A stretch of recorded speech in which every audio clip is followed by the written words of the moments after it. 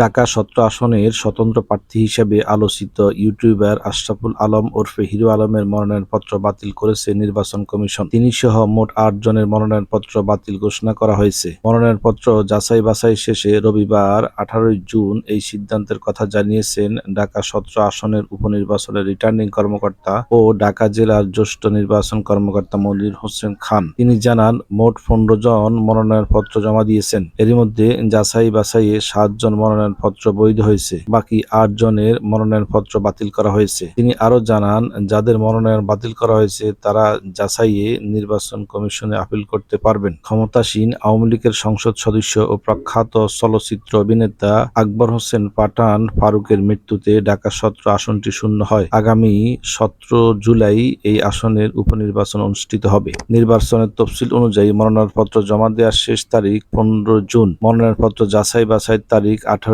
June এবং প্রার্থিতা প্রত্যাহারের শেষ তারিখ ২৫ জুন। বর্তমান সংসদের মেয়াদ শেষ হয়ে আসছে। এই বছরের ডিসেম্বর অথবা ২০২৪ সালের জানুয়ারি মাসে জাতীয় সংসদ নির্বাচন হওয়ার কথা রয়েছে। ফলে এই আসনে উপনির্বাচনে যিনি নির্বাচিত হবেন তিনি সংসদে বসার সুযোগ পাবেন মাত্র ৪ মাস।